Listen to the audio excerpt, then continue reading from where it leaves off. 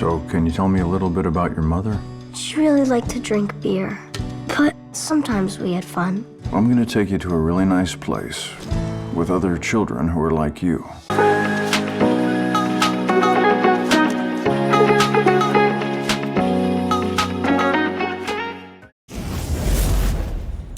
Hey, howdy, hey, awesome people of the internet, Wolfman4Dash here.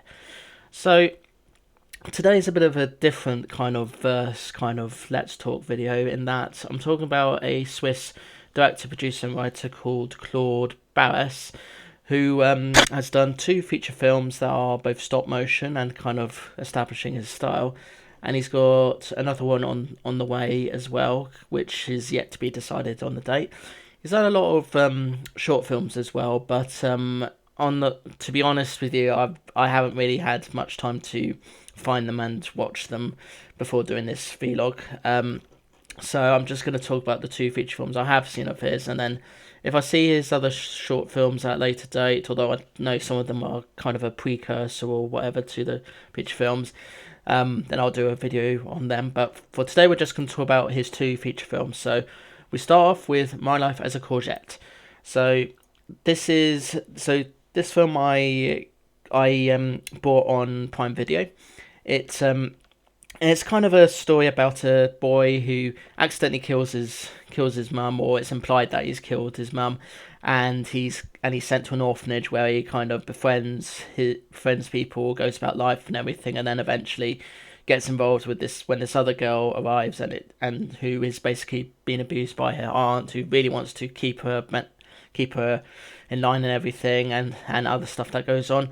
And it's a familiar story because I've seen this kind of story before, but it's kind of relatable in a way, because I know there's a lot of people out there that have gone through that process of being in an orphanage where things are not looking great, you're not really sure how to think about things and all sorts of other stuff. So in a way, it's a very relatable kind of film.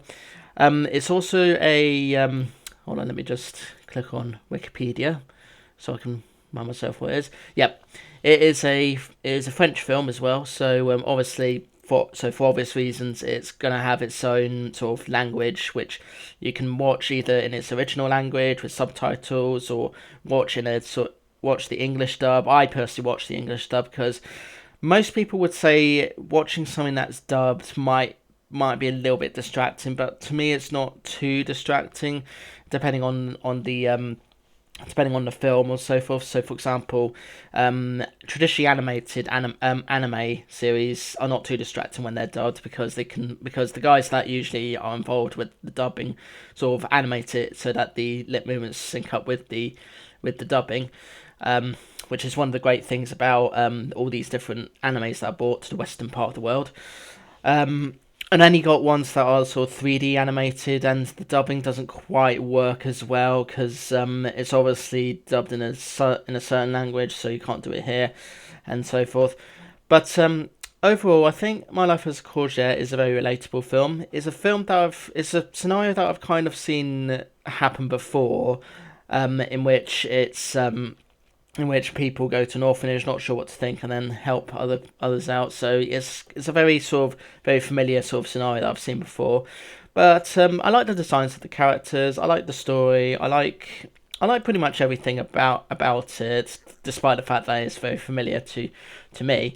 So I'm gonna give My Life as a Courgette a 9 out of 10, because I did really enjoy it. And just to be clear, it's not actually a courgette. It's a boy that has a name but prefers to be called Courgette because that's what his mum gave him and all that. So yeah, moving on to his latest film, which I know was released last year in some countries, but we UK folk didn't get it until yesterday, funny enough, which is Savages.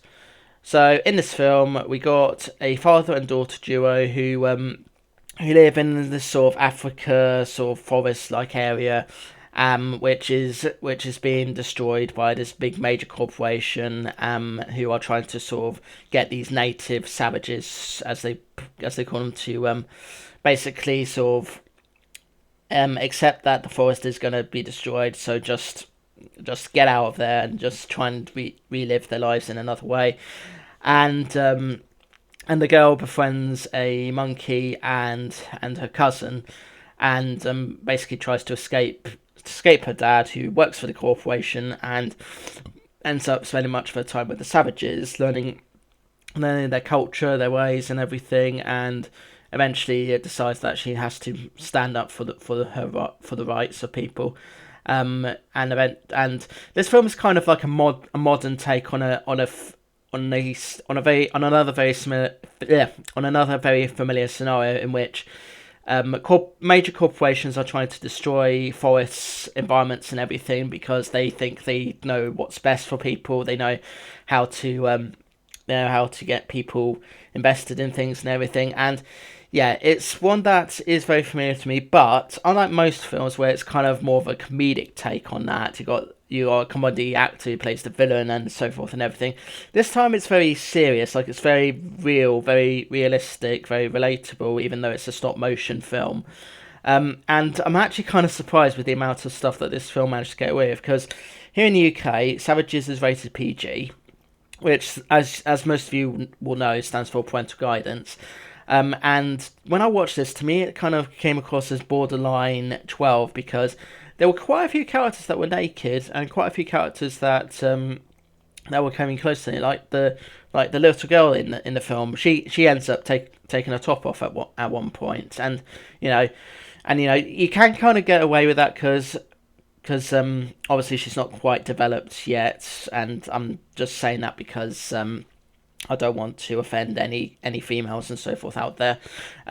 So yeah, but yeah, overall, Savages is a pretty good film. It's again it, as I say, it follows another very familiar scenario to me. And it's done in a very real kind of way, a very brutal kind of way, and a very, if you pardon the pun, savage kind of way.